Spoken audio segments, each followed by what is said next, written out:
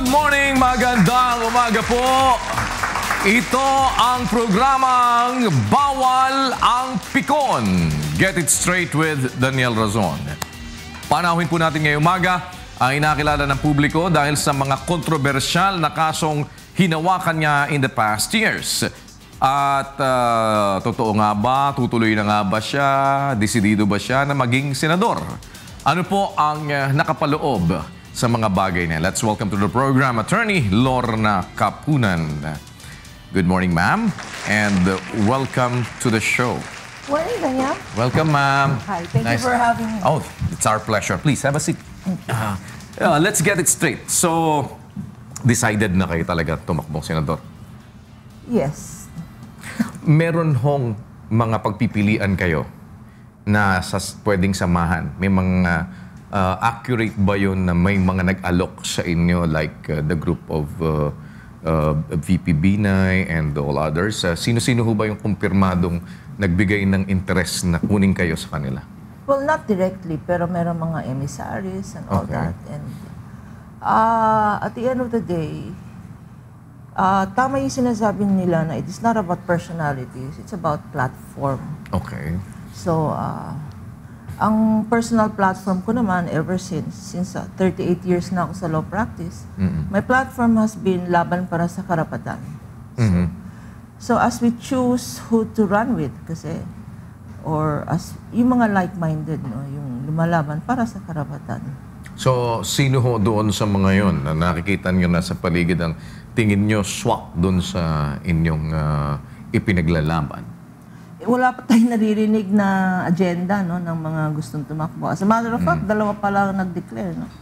I understand Senator Grace is probably going to declare tomorrow. So pakinggan natin yung kanyang agenda. Because you cannot run on the basis of popularity or on the basis of name recall or on the basis of reputation. No? You should always look forward to what is good for the country. Kasi galit ng tao eh. Panahon na para maglagay ng bago. Diba? Sabi nga nila, when we were thinking of, ano bang magandang slogan? Ang iniisip namin sa campaign team ko is, para sa pagbabago, maglagay ng bago. Alright, para sa pagbabago, maglagay ng bago. Yes, that's what we're thinking of. Kasi I think, yung concept na hindi ka mananalo pag hindi ka tumaya.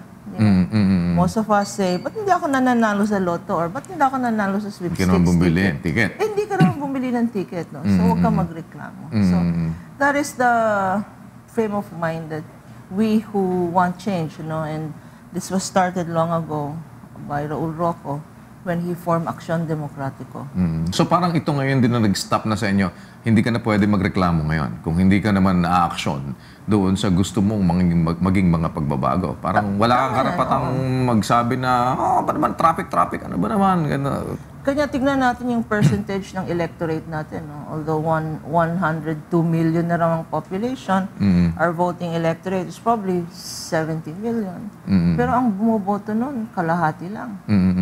Kalahati lang. So, napaka-importante na intindihin natin yung the right to vote is not only a right, it is a duty. Ganun na ba sa tingin ninyo ka-mature ngayon ang ating mga botante? Sa palagay ninyo? Sa palagay ko, oo. Because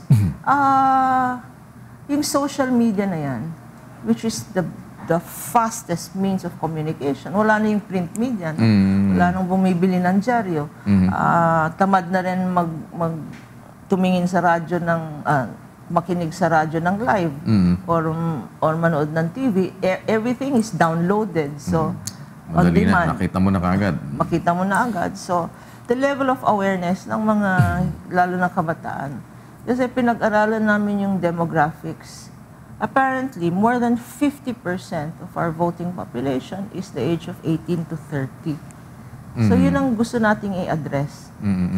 Yung 18 to 30, who will be the one to benefit, no, from a long-term generational change, political change dito sa bansa natin. Ano? If in case walang aampon sa inyo na political party or kung sakali sa palagay ninyo walang lalapat dun sa inyong plataforma, kasi it's either or, ano, na gusto man kayong kunin pero tingin niyo mukhang ano tayo, mukhang magkaiba tayo ng tinatakbo.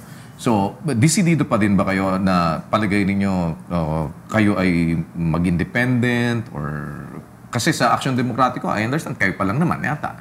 No, we're trying to revive it. In fact, we are trying to change the name, no, to give it a new life, no. Siguro Aksyon Pilipino, no. Okay. Or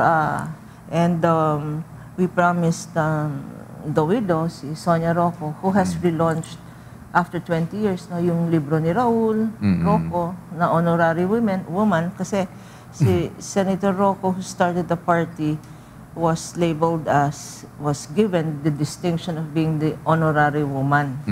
So tinutuloy natin yon, yung agenda ng para sa kababaihan. Laban para sa karapatan, lahat nga ng K eh. Kababaihan, karapatan,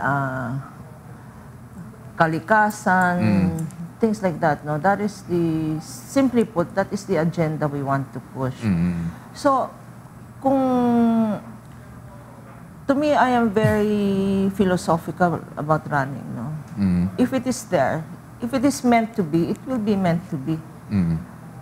Everything nga is coming to place. Nung nag-announce ako, marami nagsasabing tutulong sila, no? Ang mga unsolicited who come forward to say, alright, Attorney Kapunan, yung record nyo naman sa law practice ninyo, sana i-share nyo sa public sectors. So ngayon, tingin ninyo, makakasolicit kayo ng enough na resources para tumakbo? Kasi let's face it, alam naman ho ninyo ang klase ng politika natin dito. Meron ka ding gastos. Hindi naman pwedeng wala kang gastos. Oo nga po. Hindi nga po pwede. Are you willing to spend your own money, or if you think na wala palang sapat na magko-contribute para sa inyo, ay hindi na kayo tutuloy? Ano lang yan sipag. Sipag, gawa, and belief in the Almighty, no? If all of this gets together, papalitan natin yung traditional concept ng guns, goons, and gold, no? Na formula in every election. To me, the whole process itself, the process of campaigning, the process of giving speeches, must by itself be tinatawag na transformational. So, ang belief namin sa Aksyon Demokratiko or Aksyon Pilipino, if we're able to get the change in name, is transformational politics. The electoral process must itself transform the people to believe in change, not to believe in the power of 500 pesos, no? Which is what the going price, I understand, is. Not to believe in partisan politics, not to believe in dynasties, but to believe that their vote can transform this country. Kaya tinatawag natin yan transformational. And dyan tayo hahanap ng kasama sa ticket, no? Yung mga leaders na transformational. Don't you think na for you to be able to do that, and for us to be able to achieve that as well, kailangan din nating unang mai-transform ang COMELEC? Tama rin, ano?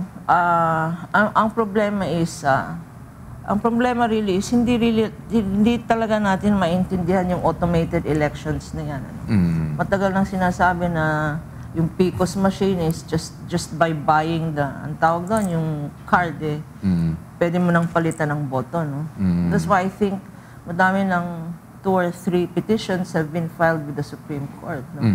Kasi nakalagay sa Constitution natin, when we amended the Constitution recently, is dinagdag yung hindi lang clean, open, honest elections.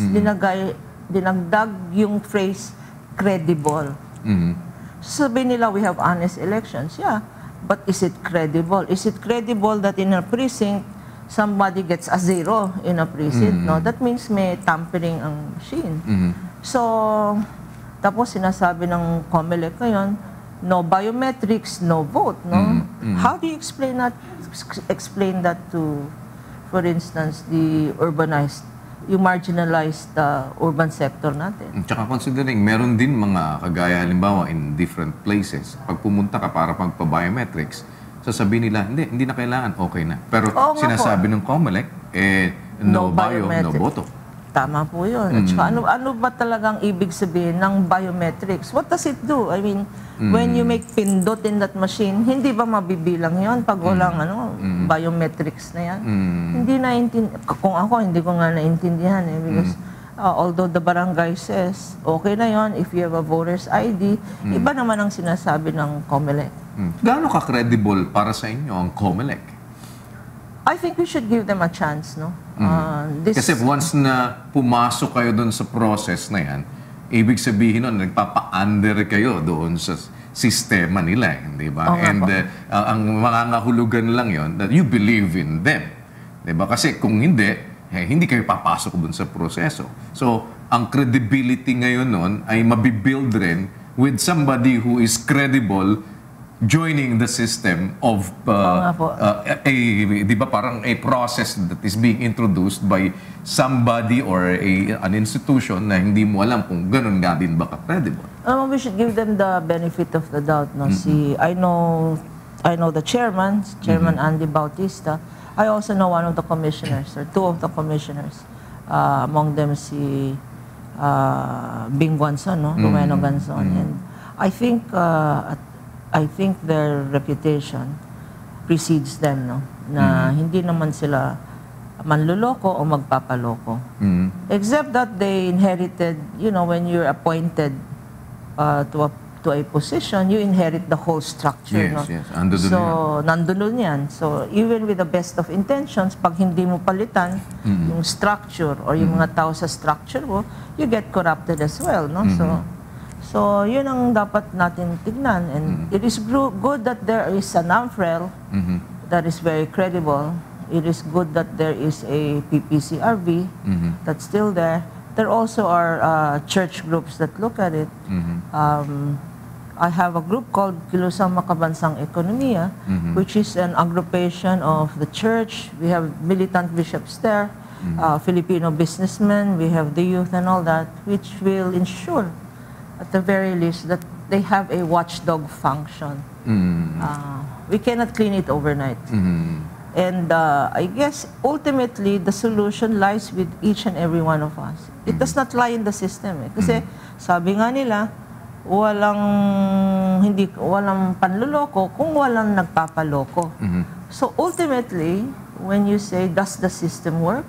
Each and every voter must ask himself or herself, do I want a clean, orderly, honest, credible election? So it is not the system ultimately, it is the voter.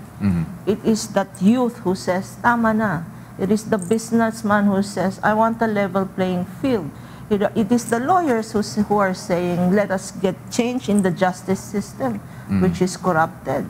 It is you in media na hindi pa ba kayo nagsasawan ang rini-report nyo kapalpakan lagi, incompetence or inefficiency ng representatives natin, di ba? So, it is each and every one of us that can change the system. Well, it's ideal to, no? And ideal talaga. Kumbaga, parang sabi nga nila, si Raulo ata si Attorney Kapulan. But what I am saying is, kung titignan ho ninyo ngayon yung realidad, no? Dahil nakikita natin, syempre tayo, lahat gusto natin maganda eh. Lahat gusto natin maayos. Yun yung gusto natin mangyari. But we have to face it na may reality na nangyayari talaga sa paligid natin. Kung titingnan natin yung reality with the COMELEC, reality with the system ng iba-iba pa rin, yung klase ng politika that we have now, yung klase ng mga, kung minsan ay hindi natin masabi naman na lahat ng mga botante ay ganoong ka-mature. Sa palagay niyo, ano ang percentage ninyo na mananalo kayo bilang senador kung tutuloy kayo tumakbo? Before you answer that, ma'am, we'll pause for a break.